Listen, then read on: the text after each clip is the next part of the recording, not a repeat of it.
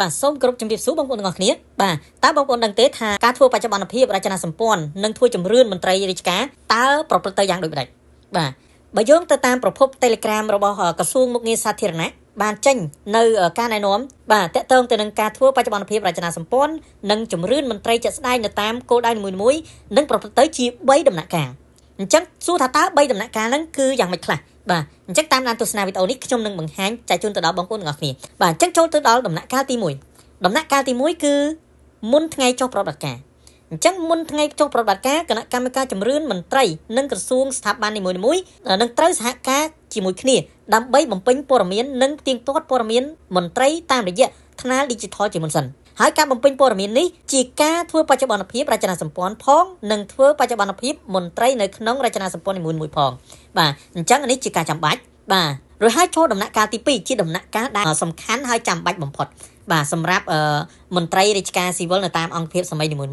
បាទអញ្ចឹងនៅក្នុងដំណាក់កាលទី2នេះគឺអំឡុងថ្ងៃចុះប្រតិបត្តិការអញ្ចឹងនៅក្នុងអំឡុងថ្ងៃចុះប្រតិបត្តិការនេះគឺយើងចែកចេញជា4វគ្គបាទ4វគ្គទី1ណាគឺការចុះវត្តមានបាទចុះវត្តមានអញ្ចឹងមន្ត្រីរាជការដែលត្រូវធ្វើជំរឿនហ្នឹងគឺត្រូវចុះវត្តមានដោយផ្ទាល់និងចុះហត្ថលេខាលើបញ្ជីវត្តមានបាទចំណុចទី2គឺទៀងទាត់ព័ត៌មាននិងទទួលស្លាកក្បាត់សម្រាប់ធ្វើជំរឿនបាទហើយក្នុងការពិនិត្យទៀងទាត់ព័ត៌មាននិងបំពេញលើស្លាកក្បាត់ហ្នឹងគឺបងប្អូនត្រូវមានអត្តសញ្ញាណប័ណ្ណសញ្ជាតិខ្មែរបាទច្បាប់ដើមណាមិនមែនយក copy ទេច្បាប់ដើមបាទបើពុំមានអត្តសញ្ញាណប័ណ្ណសញ្ជាតិខ្មែរទេបងប្អូនត្រូវមានលិខិតឆ្លងដែននិងប័ណ្ណសម្គាល់មន្ត្រីរាជការដែលចេញដោយក្រសួងស្ថាប័នដែលមានប័ណ្ណរូបថតបាទហ្នឹងករណីគឺយើងអត់មានអត្តសញ្ញាណ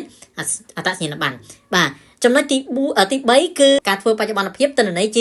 ជីវមាត្របាទអញ្ចឹងក្នុងការធ្វើបច្ចុប្បន្នទិន្នន័យជីវមាត្រហ្នឹងគឺផ្ដោតទៅលើ3ណាសំខាន់ទី1គឺយកខ្ចៅដៃបាទយកស្នាមខ្ចៅដៃហ្នឹងគឺមានន័យថាយើងផ្ដិតស្នាមរៀមដៃណាបាទអញ្ចឹងយើងផ្ដិតខាងឆ្វេងហ្នឹងចំនួន4ដងនិងខាងស្ដាំហ្នឹងចំនួន4ដងបាទ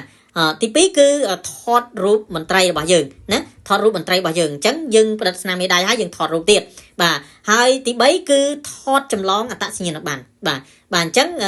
ចំណុចដែលយើងត្រូវធ្វើជីវមាត្រទិន្នន័យជីវមាត្រហ្នឹងគឺមាន3ហ្នឹងបាទដល់ចំណុចទី4ចុងក្រោយណាចំណុចទី4ចុងក្រោយគឺការ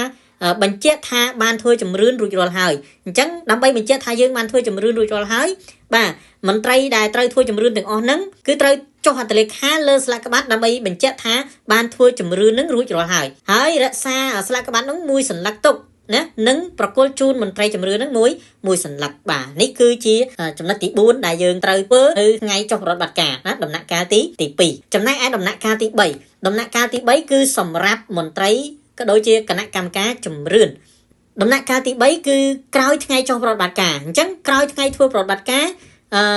ជំរឿនមន្ត្រីជាក់ស្ដែងណាគណៈកម្មការជំរឿនមន្ត្រីនឹងរៀបចំរបាយការណ៍និងកត់ត្រាស្ថានភាពនានាដែលបានជួបប្រទះក្នុងគោលដៅចងក្រងទិន្នន័យមួយដែលច្បាស់លាស់មានការឯកភាពគ្នានិងប្រើប្រាស់រួមគ្នាបាទអញ្ចឹងនេះគឺជាដំណាក់កាលទី3ក្រោយថ្ងៃចុះប្រតិបត្តិការហើយខ្ញុំសូមបញ្ជាក់ផងដែរការធ្វើបច្ចុប្បន្នភាពរចនាសម្ព័ន្ធនិងជំរឿនមន្ត្រីជាក់ស្ដែងត្រូវប្រតិបត្តិនៅតាម